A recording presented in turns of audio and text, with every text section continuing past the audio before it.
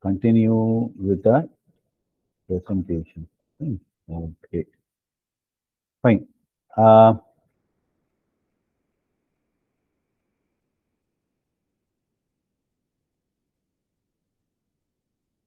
Okay.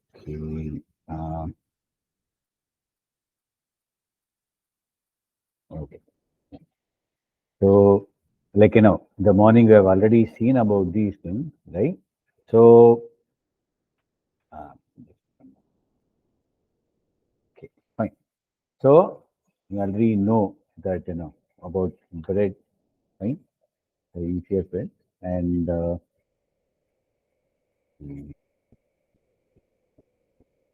so we as we talked today, the major ingredients are flour and water, and of course the network formation and everything we have already seen.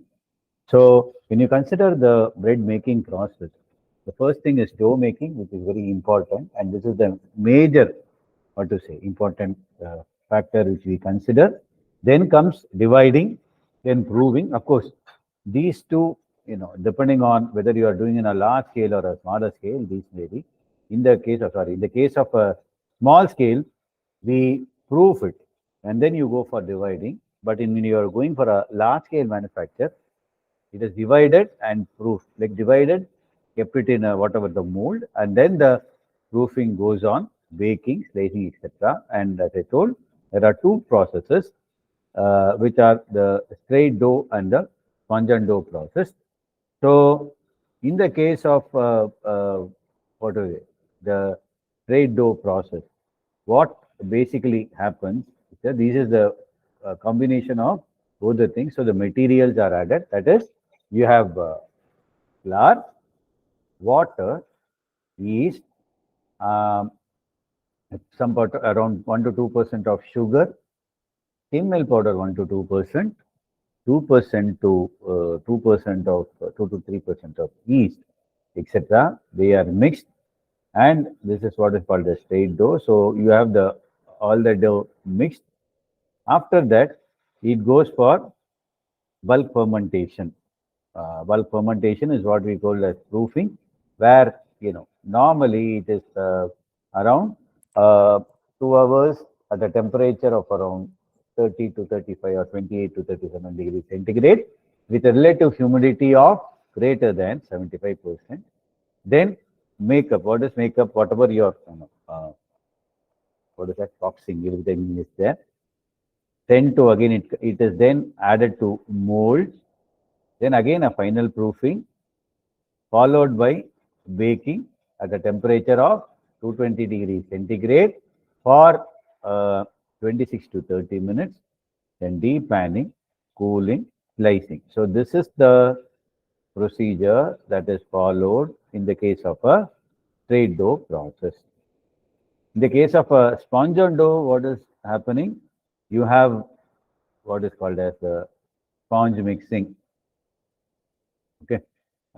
Here, the liquid fermentation, what is done? The blending tank, uh, what is basically done, like, as I told in the morning, a part of the flour, 40 to 60% of the flour along with water and yeast is mixed.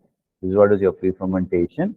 So this goes, and after 2 hours, the other things are mixed, and then what to say, the entire thing is mixed. So the difference is whether you are going to directly add everything to form a dough or partly add and make a dough. Okay. So in the straight dough process, all ingredients are combined and mixed together at one time. The dough is then allowed for fermentation and in bulk prior to dividing or go directly or so what is it? It is may allowed for fermentation. So normally in bulk it is divided and then goes for a this thing. Whereas at a smaller level, say at the smaller bakery level, it is proved and then goes for dividing and rest. So you have what is also called as this is also called as a Charleywood no time dough process, where everything is mixed fast. Okay, so the no time dough process is a short term process because we have seen that in the case of a straight dough or a sponge dough process, the entire fermentation time is around 3 to 4 hours. Okay, so this is being reduced by the Sollywood no time process where high mixing is done, okay, and a higher amount of yeast is added. So in a sponge and dough process, as I said, a batter is produced first by mixing yeast with a part of the flour allowed to flow, and this can take a considerable range of time from 4 to 16 hours. After that, the remaining things are mixed as in the case of us, this thing. So this is what we have already seen, okay. So when you consider the methods of making bread, as I said, the bulk fermentation, sponge and batter, and Sollywood process. Normally, mixing is by conventional method. What do you mean by conventional method? The normal mixer, like a paddle mixer, etc., is used for bulk fermentation as a conventional.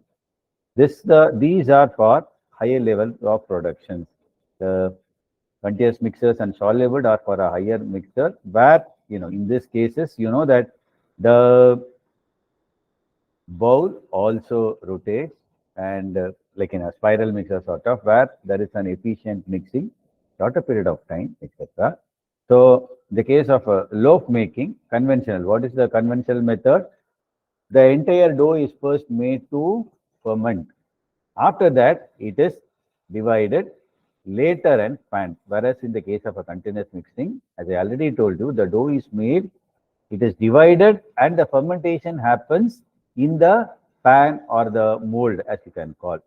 So the automation, when you consider the normal method, it is very low.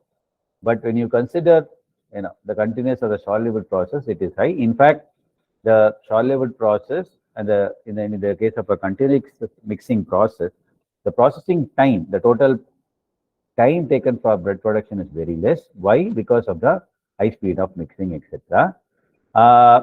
The fermentation loss, when you consider the losses during fermentation, is less in the case of sponge and batter, medium in the case of bulk fermentation. But say, what do you mean by fermentation loss? When I'm baking a dough and transferring, sometimes in the case of a sponge and dough, as I already told you, sponge and batter or sponge and dough, as we call, the entire thing is efficiently mixed. Okay, so that I get a consistency which can flow and proper a dough can be formed with minimum wastage of the ingredients. Whereas when you consider the bulk fermentation, there can be some amount of fermentation loss. Why? You have not mixed properly.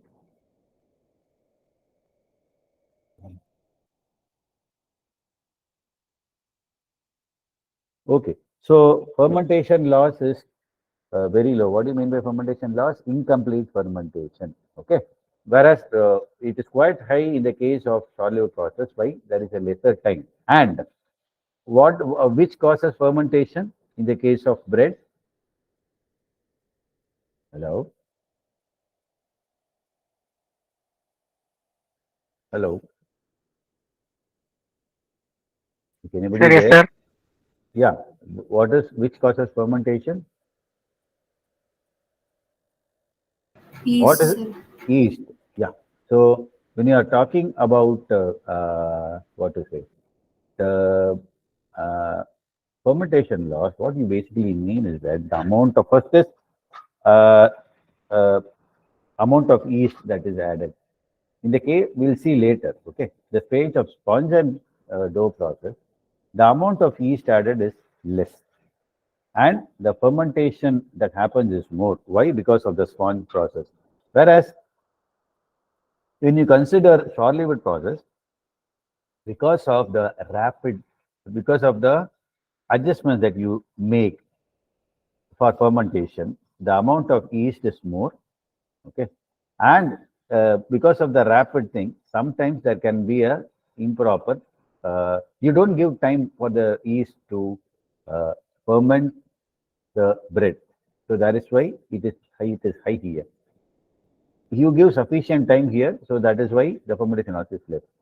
Tolerance. What do you mean by tolerance? Have taken a certain amount of the thing. Okay. Now, what do you mean by tolerance? If you consider the step, can you list down the steps involved in the bread making process? Can anybody tell?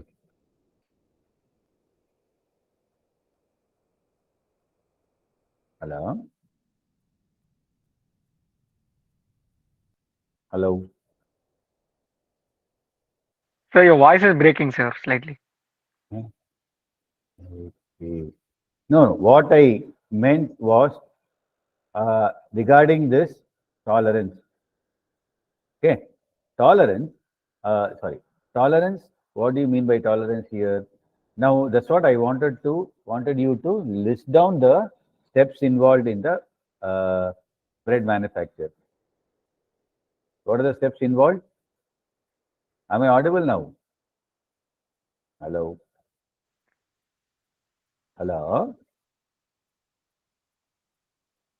Hello?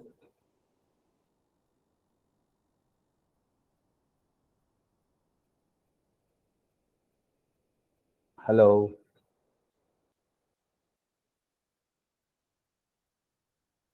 Am I audible?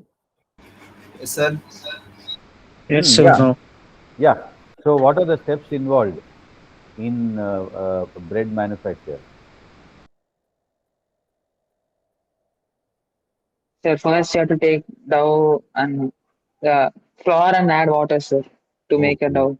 okay, And then you have to put activated yeast, sir. okay. So now, in this Uh, case, what I mean by tolerance is that the first level. Now, when you are going to make an industrial scale or any level, even a small level, sometimes there can be variations in the amount of water added, the amount of flour added, the amount of yeast added, and the activity of the yeast, and also what are the other steps? Proofing, fermentation or proofing. Now, there can be some variations in the temperature. Okay. Similarly, so all these steps are there, right? Fill, fermentation, and dividing. So, in all these steps, there can be variations in either the quantity of the raw material being added, maybe no mixing or other things, or the temperature and time conditions. So when you consider what do you mean by tolerance is that the sponge and dough process, however you make, you get a good product. That is, if I'm going to, instead of uh, 10 grams, if I add 8 grams of yeast or 12 grams of yeast, the product comes well. If I am going to add 100 ml water or 150 ml water also, the product comes well. If the temperature during the fermentation is either 30 or 35, again, there is no problem with the product that is obtained. So, tolerance is the ability to withstand any variation. Okay. In the case of a bulk fermentation, which is a conventional process also, the tolerance is less. Why? In both these cases, the fermentation is for 3 to 4 hours, which takes care of all the variations. Whereas in these two, the fermentation time is less, the yeast is used is more. So as a result, what happens?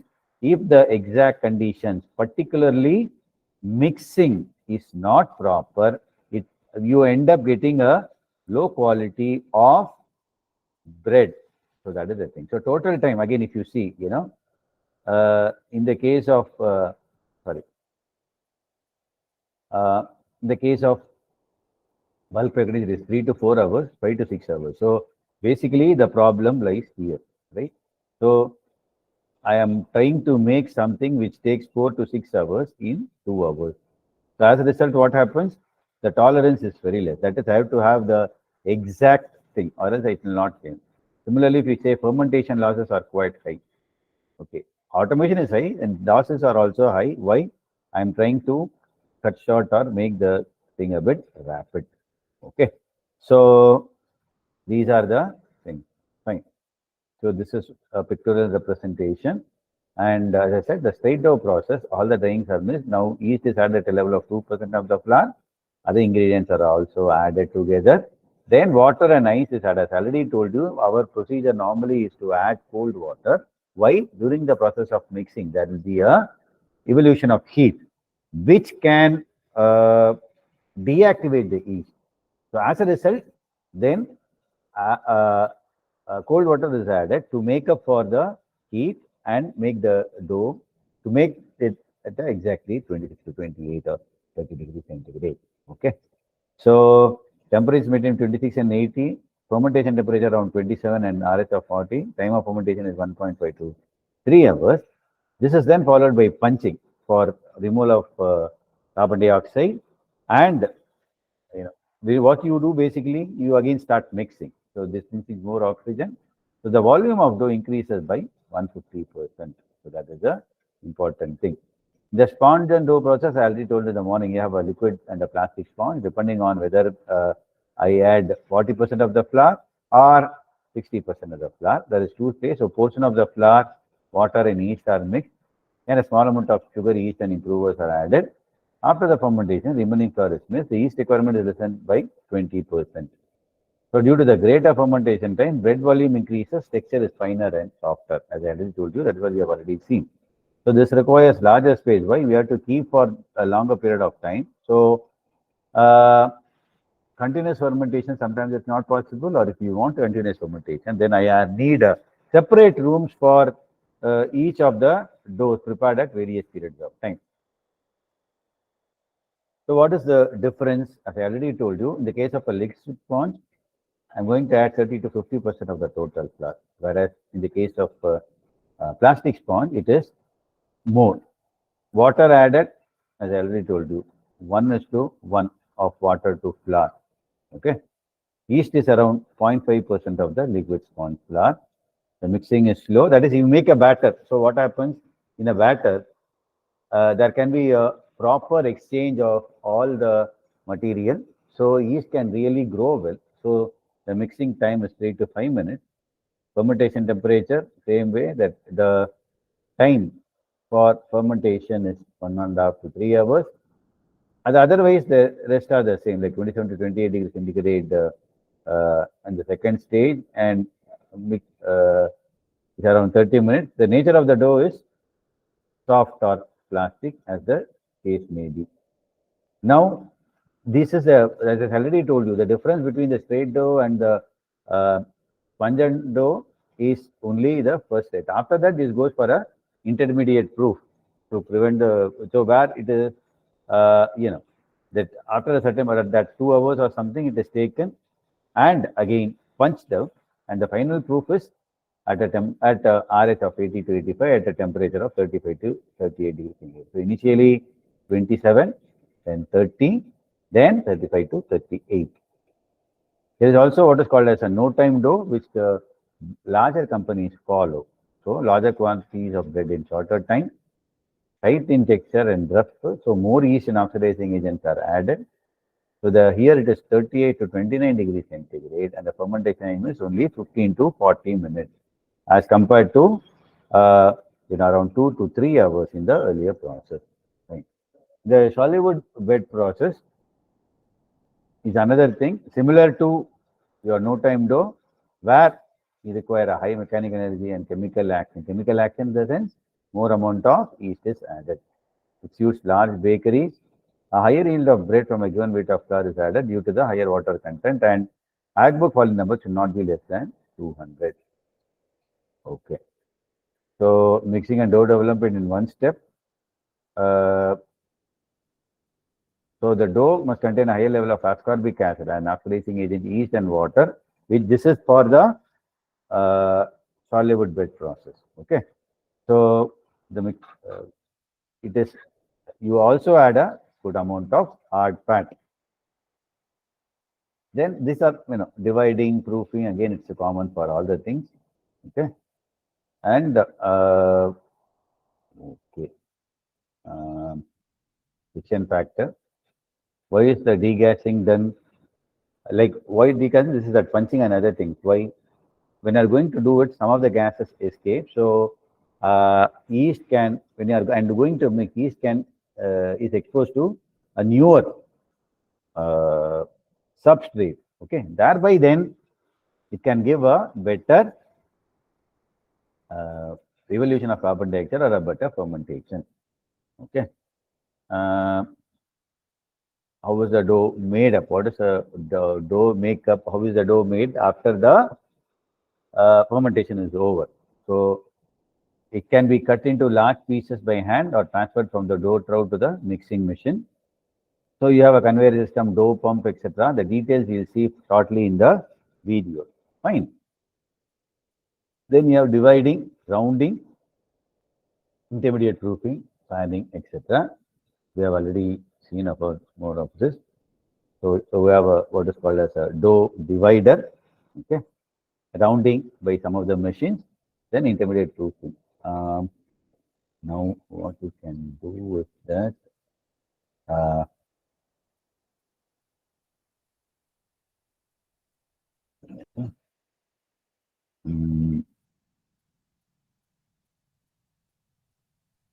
we can have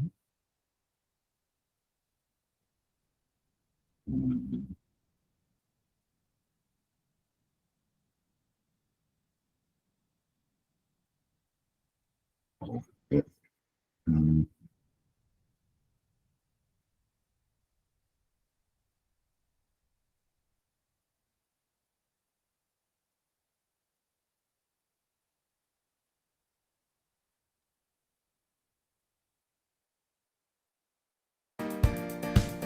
Hi everyone, welcome to the Ask Dr. Lin show where I answer questions that hit Bakerpedia.com every day.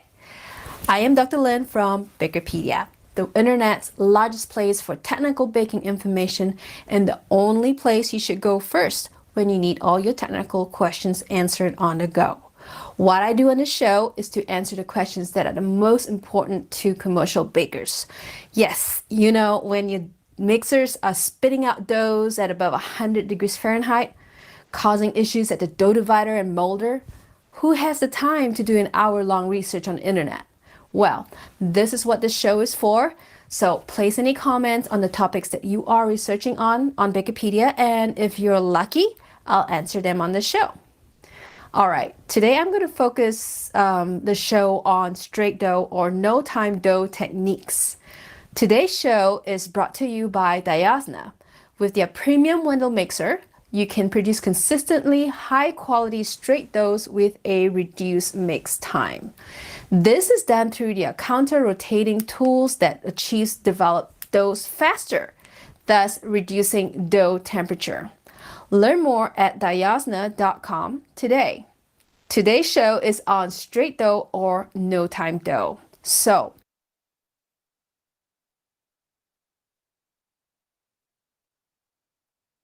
एक छोटी सी बच्ची थी, मुझे दिखा कि उसके दोनों हाथ नहीं थे। क्या कर सकते? मैंने इंटरनेट पर डाला, आप मानोगे नहीं, मैं शॉक हो गया। Straight dough or no-time dough is a one-step mixing process for bread making. With this method, all dry ingredients are put into the mixing bowl and mixed with water and ice at low speed. After the ingredients are evenly mixed, this is called the pickup stage. The mixer is turned up to the second speed until the dough is fully mixed or developed. Commonly used in mid-scale to larger commercial bakeries for short production runs of specialty products, straight dough is the preferred method of bread production for high throughput lines and facilitates with space constraints. Why? Because it's the cheapest line and most affordable to put in. There are no sponges to wait on or to spoil, and the total process from start to finish could be as short as 90 minutes. That's fast, right? This is why this method is favorable amongst many American bakers.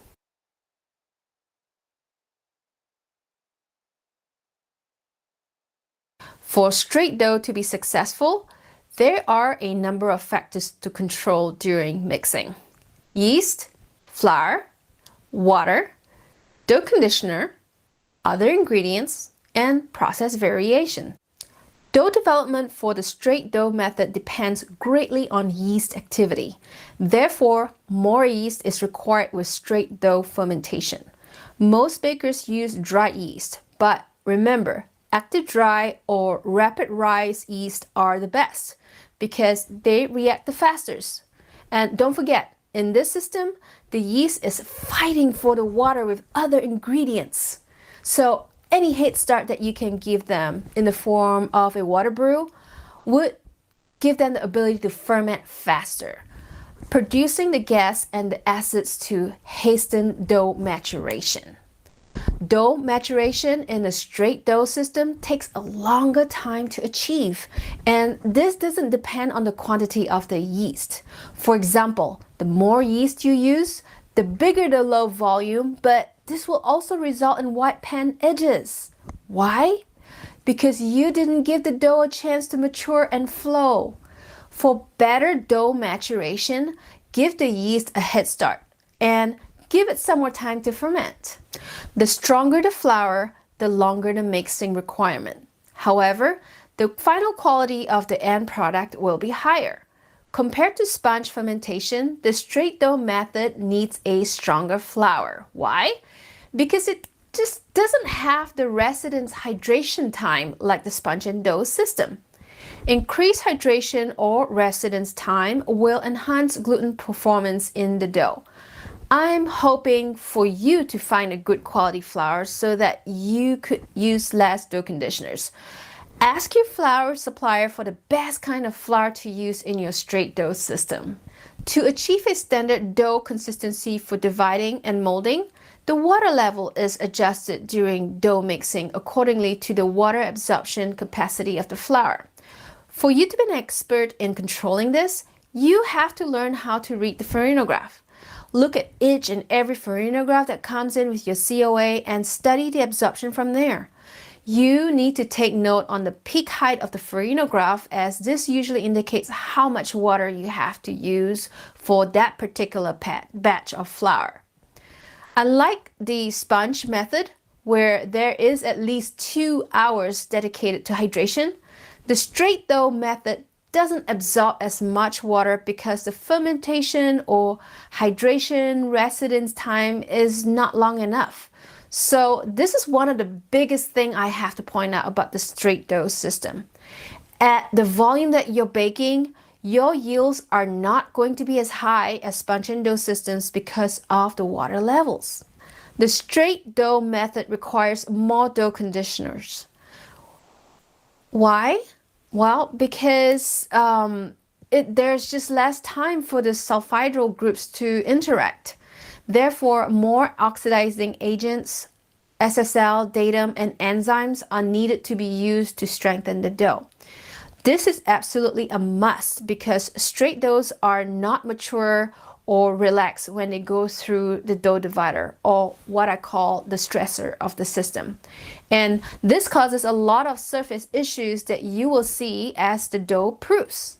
Sometimes relaxing agents like L-cysteine and inactivated yeast are used because hydration isn't adequate to produce a relaxed dough that has a good pan flow. So dough conditioners must be a critical part of any straight dough system on commercial lines.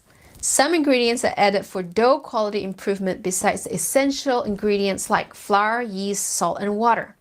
These ingredients could be things like fat, sugar, and salt for crumb softness and taste, enzyme active malt flour for gas production, gas retention, and crust color.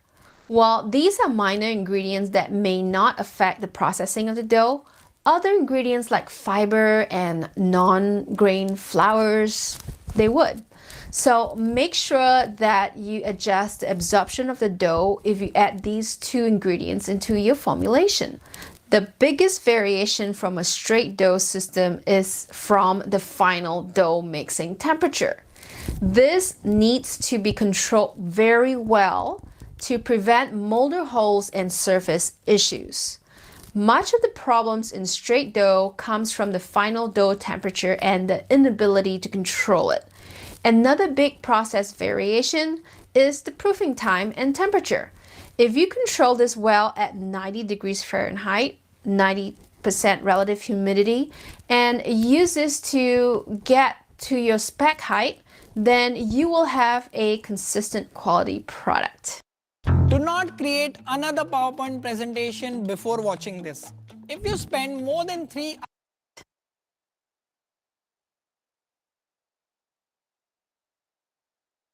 the advantages are easier to start production without early prep of the sponge or pre-ferment, less labor needed, tighter and more uniform crumb, quick processing time, easier for last-minute product change orders, and less capital intensive to start up.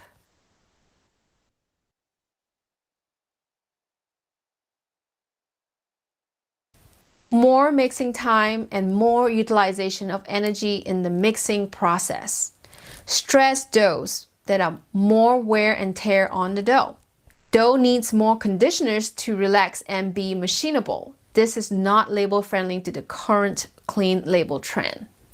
Less yield and more yeast is needed.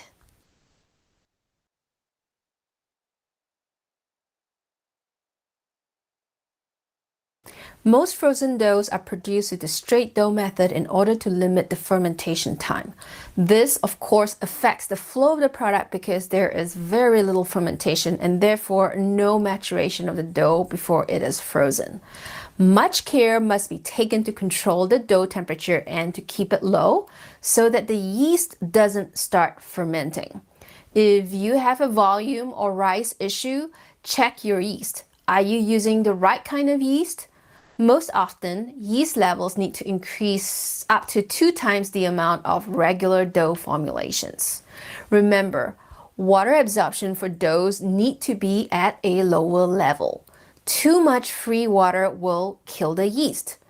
Also, did you fully develop your dough so that your gluten network is stable enough to handle the freeze-thaw process? Underdeveloped dough will cause tear in the gluten network, and this will create paths for gas to escape when the dough thaws out. Lastly, do you have your dough temperature less than 90 degrees Fahrenheit or 32 degrees Celsius? This is to minimize fermentation. So these are the considerations that you have to make sure that your frozen dough product pleases your end customer.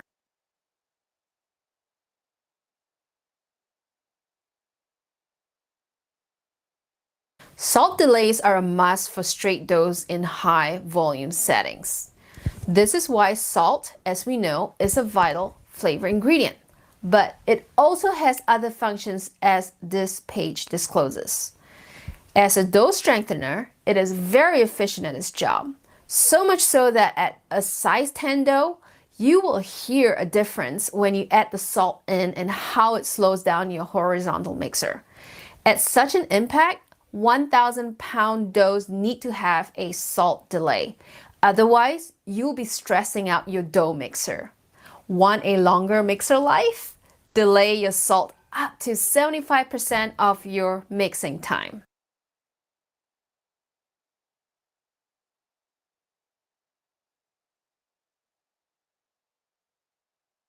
At high volume bakeries, mix times for straight doughs can go anywhere from 7 minutes up to 15 minutes, depending on the type of mixer you have, dough size, and your dough formulation.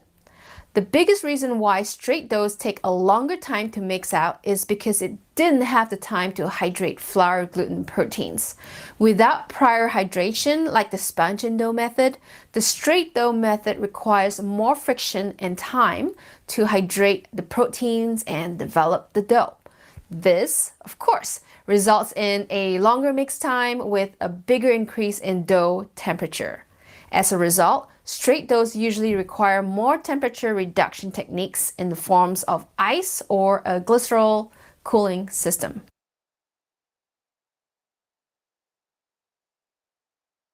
Straight dough in a high-speed commercial setting also requires the most dough conditioners, especially if green flour is used. Due to the lack of flour hydration and dough maturation, these dough conditioners must help oxidize, emulsify, strengthen, and make the dough extensible enough to process. Without dough conditioners, the result would be dough that is too bucky to process. This will result in dough pieces with fluctuating dough weights and inadequate pan flow. With clean label initiatives of replacing emulsifiers and oxidizers with enzymes like glucose oxidase and xylanase and lipogenases are used. So yes, Straight dough would require more enzymes to process a clean label.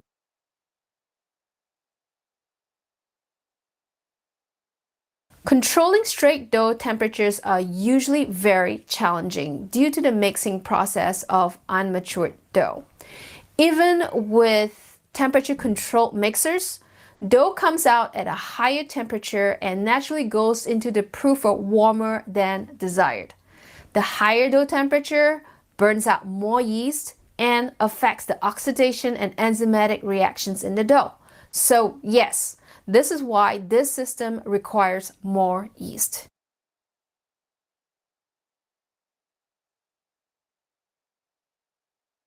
For reasons stated above, when deciding on this process, consideration must be given to have cooler flour, water temperatures, increased dough conditioners like reducing agents, and aged flour. Flour that is more than 48 hours old can affect water absorption and mixing times. In fact, the older the flour, like railcar flour, the more water it will absorb. Railcar flour reacts like a stronger flour due to the extra oxidation and strengthening of the proteins that happens during transit. Other factors to consider includes the following. Can you build your silos indoors to keep the flour cool? Can you temper and treat your water? Can you provide a longer proof time?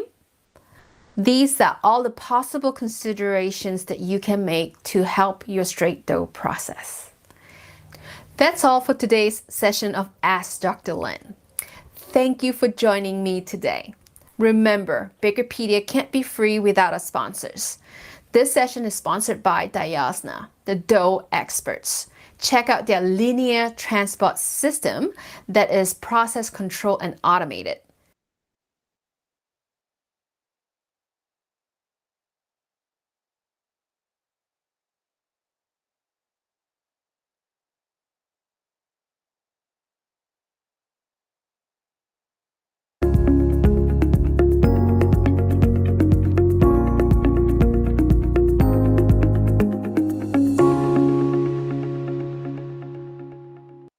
What is the sponge and dough method? Sponge and dough is a bread-making method that involves two stages. A pre-fermentation step for sponge mixing. A dough or final mixing step. It produces breads with unique flavor and aroma, a soft crumb and an improved shelf life. For this reason, this method is commonly used in pan bread, buns, and other bread varieties. It is popular in Asian countries, North America, and Central Europe. Where did the sponge and dough method come from? The sponge and dough system became popular in the 70s and 80s after the somewhat poor experience of American high-speed bakers with the continuous mixing system. So, bakers became aware of the time needed for the dough to properly ferment, naturally mature the flour and improve the overall quality of bread. How sponge and dough works. The sponge and dough method consists of two distinct mixing stages. Stage 1, making the sponge. In this stage, 60% to 90% of the total flour is combined with water at room temperature to a 58 to 65% hydration level, based on sponge flour weight. Then, dried yeast at 2 to 3%, based on total flour weight, is added and shortly mixed just to incorporate ingredients. Next, fermentation follows for 2 to 8 hours at 75 to 85 degrees Fahrenheit, 24 to 29 degrees Celsius, and relative humidity of 60 to 80% to produce the sponge. Sponge fermentation time varies with temperature, ingredients used, amount of yeast, available food like sugars and damaged starch in flour, amylase activity of flour, water absorption of sponge, pH of sponge. In small-scale sponge production, the sponge is mixed and stored in the mixer. However, in high-speed bakeries, a separate container such as a trough is used to store the sponge in a fermentation room under controlled conditions. Occasionally, the sponge must be knocked or punched down to prevent it from spilling over. Stage 2, making the dough. The sponge is added to the remaining liquid and dry ingredients and mixed for 8 to 16 minutes in a mixer to form a dough of optimum gluten development. Then, the dough goes to the makeup stage, where it is proofed and baked. Once pre-fermentation is complete, the sponge expands 4 to 5 times its volume, is very soft, pliable, extensible, with an open cell structure, has risen 8 to 10 degrees Fahrenheit, 4.5 to 5.5 degrees Celsius, in temperature, has a temperature of 84 to 88 degrees Fahrenheit, 29 to 31 degrees Celsius, has a pH of 4.8 to 4.9, has a total titratable acidity, TTA, of 4.5 to 4.6. High output bread production. The sponge and dough system is still popular in small bakeries but has been gradually replaced in commercial bakeries by faster production systems such as the straight or no-time dough. When using a sponge and dough system, commercial bread manufacturers use a combination of mixing methods that include horizontal and 3D mixers. Automation and ingredient handling systems have created faster production times and a semi-continuous mixing fashion, with sponges being produced without schedule interruption to feed the sponge and dough system. The sponge and dough system is currently experiencing a vigorous comeback with trends such as clean label. The advantages and disadvantages of the sponge and dough system. The advantages are good fermentation tolerance, ability to correct dough fermentation mistakes, unique fermentation flavor and aroma, improved finished product characteristics, larger crumb grain, silkier, smoother texture, moist and pleasant mouthfeel. The disadvantages are less mix tolerance. The sponge and dough are both sensitive to overmixing given the biochemical development during pre-fermentation. Longer fermentation time, longer production time, increased need for equipment and space to ferment sponges. Want to learn more about the sponge and dough method and how to use it in application? Visit Bakerpedia. Learn more about all things baking by signing up for our newsletter. Until next time, bakers. At Bakerpedia.